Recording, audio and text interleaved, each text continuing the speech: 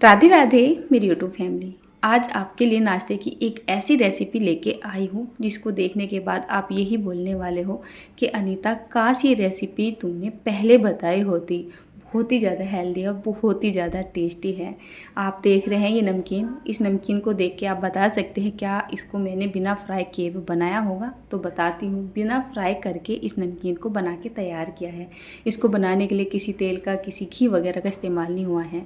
इस नमकीन को आप बिल्कुल हेल्दी वे में अपने घर में बना सकते हो। मतलब कि ऐसा नहीं है कि घर में किसी को वज़न कम करना है, किसी को कोलेस्ट्रॉल वगैरह की प्रॉब्लम है, हर किसी के लिए नमकीन काम करेगी। तो सबसे पहले मैं यहाँ पर ले रही हूँ पोहा। अगर आप अपना वज़न कम करना चाहते हैं या फिर आपका कोलेस्ट्रॉल वगैरह भी बढ़ा हुआ है, तब भी आप पोहे को आराम से खा सकते हो। पोहा में फाइबर की मात्रा बहुत ही ज़्यादा अधिक होती है, जो कोलेस्ट्रॉल को कम करने में आपकी मदद करती है। आपके हृदय के लिए भी पोहा बहुत ही ज़्यादा अच्छा माना जाता है। इसके अंदर आयरन और कैल्शियम बहुत अच्छी मात्रा में होता है, जो शरीर के लिए बहुत ही ज़्यादा महत्वपूर्ण होता है। तो पोहे को हमें क्या करना है, करीब 2 से 3 मिनट के लिए गैस का फ्लेम लो और मीडियम के बीच में रखते हुए भून सा लेना है, ताकि ये गर्म सा हो जाए और थोड़ा सा धीरे धीरे मतलब भुन के आ जाए। भूननी तो हमें बाकी सारी चीज़ें भी हैं। मैं यहाँ पर किसी भी तेल का, किसी भी रिफाइंड का, किसी भी घी वगैरह का इस्तेमाल बिल्कुल भी नहीं करूँगी।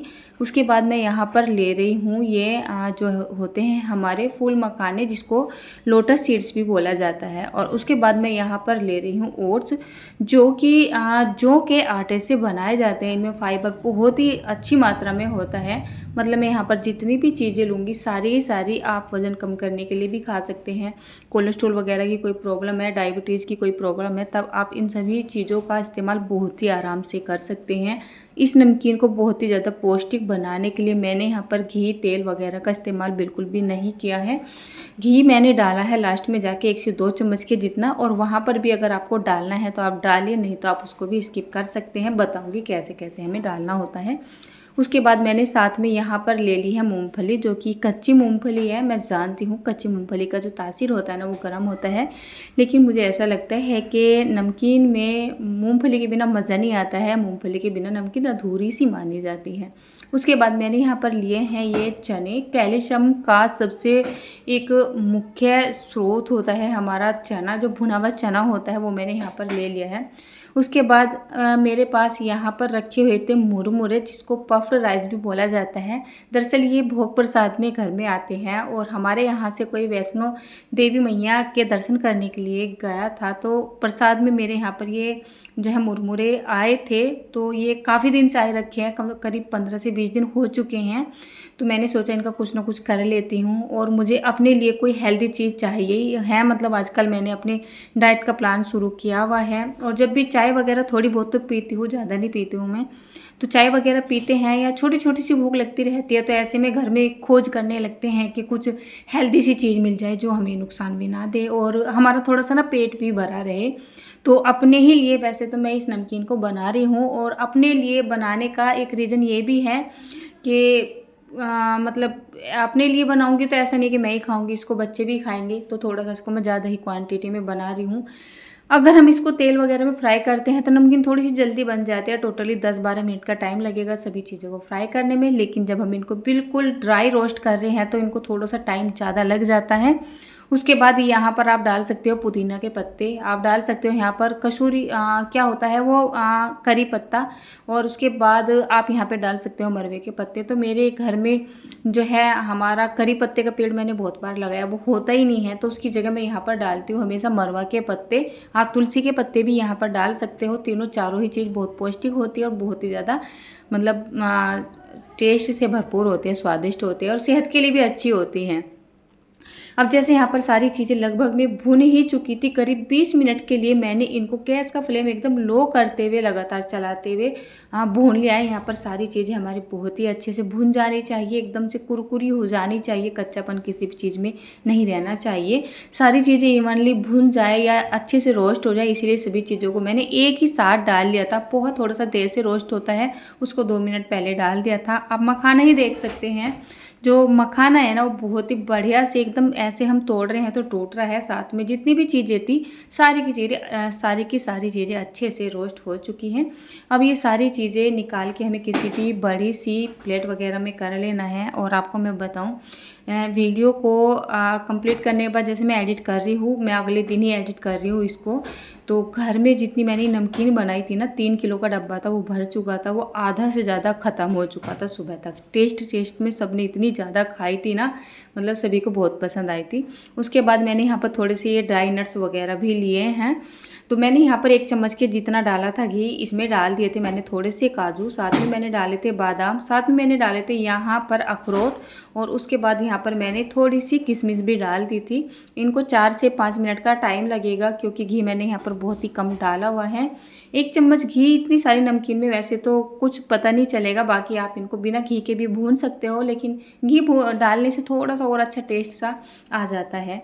तो बस 1 ही चम्मच के जितना जैसे मैंने घी डाला था, और 4 5 6 7 मिनट इनको भुनने में लग जाती है, जब तक आपकी जो किशमिश है ना थोड़ी थोड़ी सी फूलने ना लगे, और यहाँ पर सारे के सारे काजू बादाम वगैरह आपके मतलब हल्का सा इनका कलर चेंज ना हो जाए, जब तक आपको ये रोस्ट कर लेना है।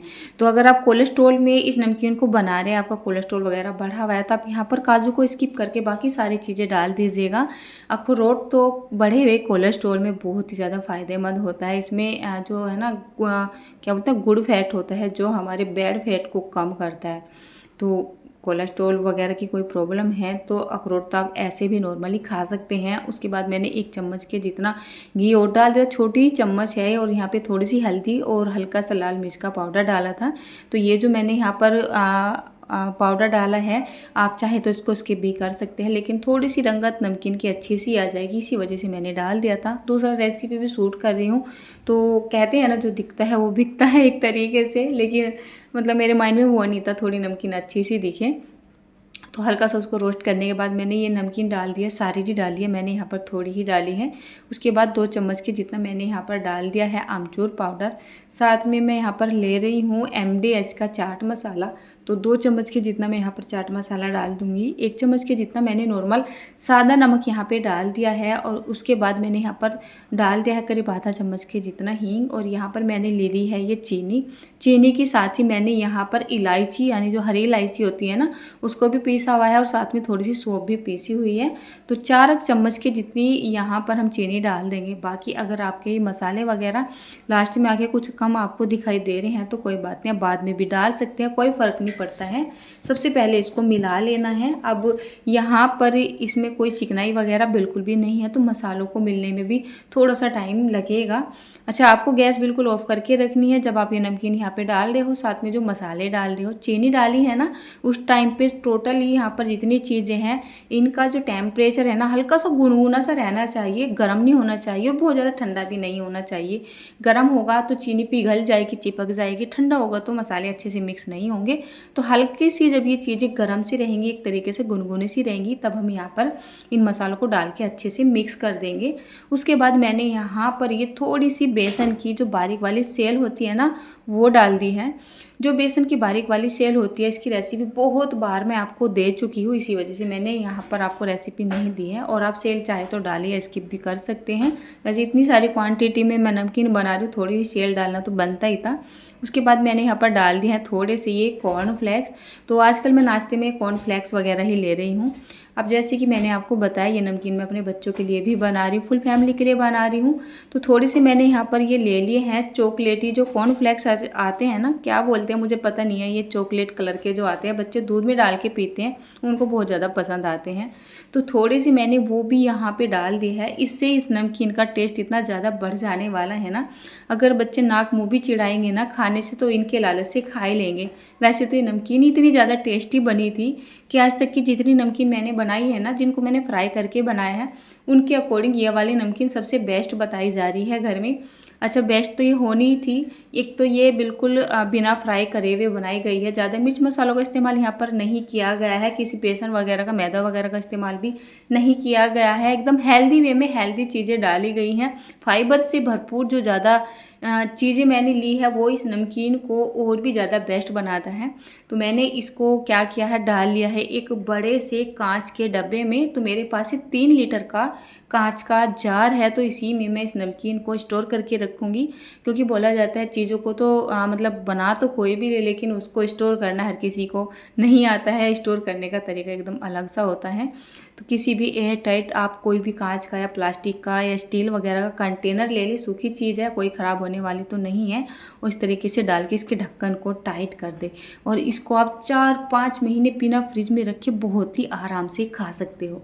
अगर आपको भी तलाश है डाइट के लिए, वज़न कम करने के लिए, कोलेस्ट्रॉल में, शुगर में, मतलब इस तरीके की छोटी मोटी जो परेशानी हमारे साथ चलती रहती है, तो ऐसे हेल्दी नाश्ते की अगर तलाश है तो ये वाला ऑप्शन आपके लिए एकदम बेस्ट रहने वाला है।